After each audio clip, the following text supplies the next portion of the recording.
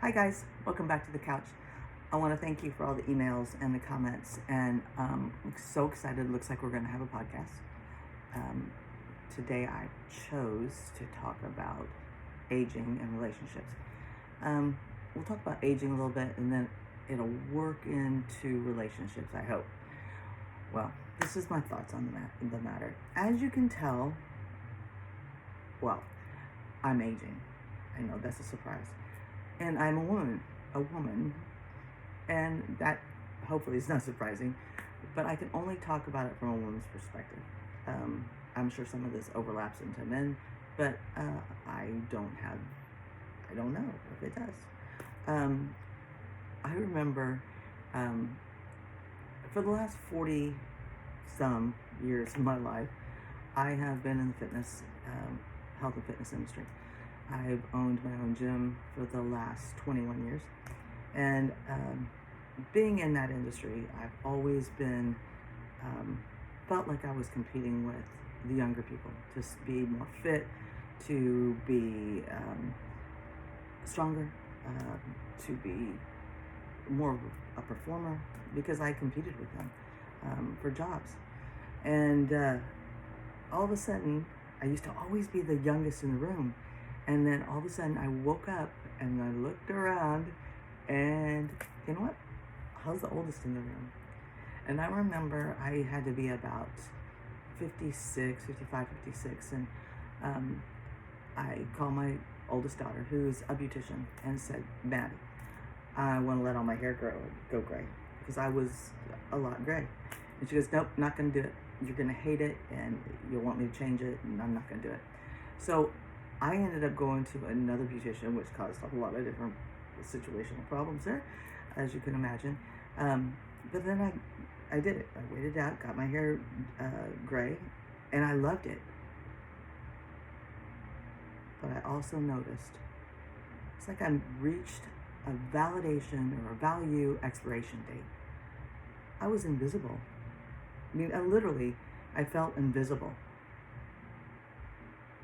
And I've been run my own business for 20 years. Well, at that time, 15 years. But it's like nobody even saw me. And at first it really bothered me. And I thought, I think I'm going to color my hair. And then I kept getting compliments from a lot of different people who all happened to be women. So I said, hell with it. I'm leaving it gray. I don't care. It's easier. It's cheaper. So I kept it gray.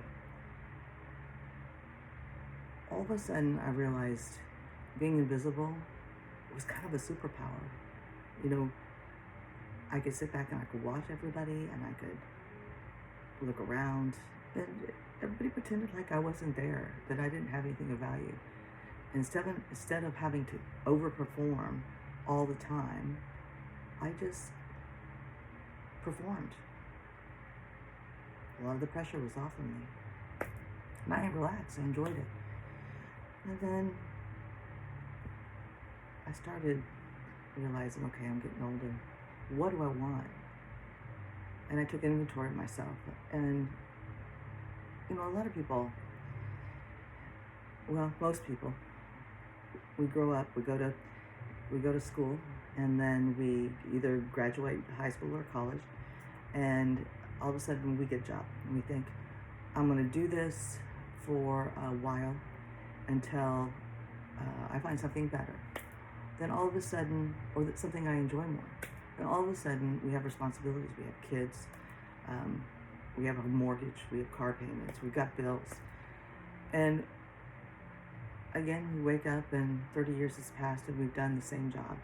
We've had all the responsibilities. We haven't had the time, the luxury to sit back and say, what do I want? What do I want to be when I grow up? We've been doing this for 30 years. We're miserable. We don't like it. And now, our last child has grown and moved out of the house.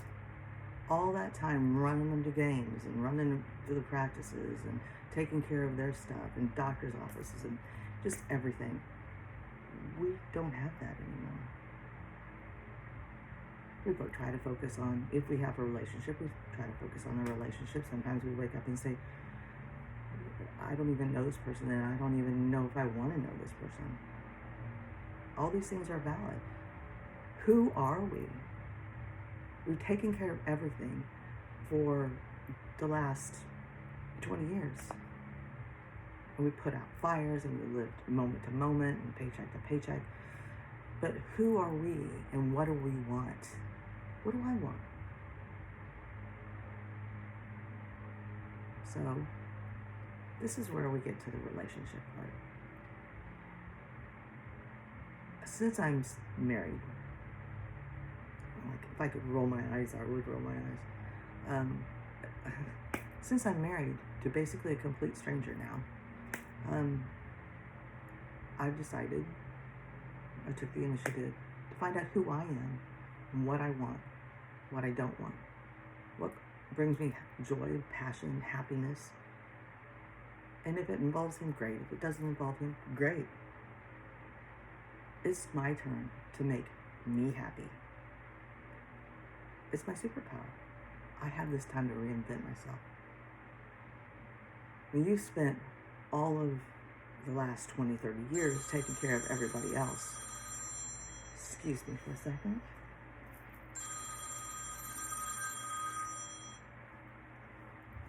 I didn't want to talk to them anyway. Sorry about that. God. Take care of everybody else. And now it's time to take care of you. Who are you? Who is that 21-year-old that all of a sudden had all these responsibilities? Who is that 24-year-old that fell into this job? Or you had to take a job that centered around running your kids to school? What do you want to do now? If you're older and you're retired, that's great. Find things, hobbies that you are passionate about. Find out who you are now. If you have to work, and I know there's situations and you feel like you have to make money and you have to have a benefits package and you have to be happy. It's time to be happy. So if you need to change your job and find a job that you really enjoy doing, something you really wanted to do, or go back to school. As soon as you are happy with yourself and enjoy yourself, you're not going to have to worry about finding somebody to have a relationship. You're not going to have to find new friends, because if you're doing something you're passionate about and you are enjoying yourself, people are going to be drawn to you. They're going to want to spend time with you. And it won't even matter, because you'll enjoy spending time with yourself. That's my 2 cents. I love you guys.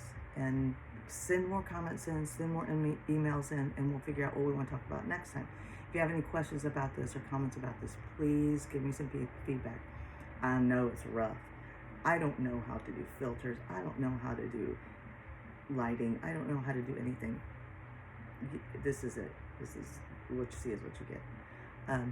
And actually, I don't want to be over-polished. If I see one more life coach, female life coach, that is filtered out, showing cleavage, I'm just think I'm gonna puke. So, on that note, love you guys. See you later. Come back to the couch. And I'm surprised the dogs weren't here. Next time I'll have them up here with me.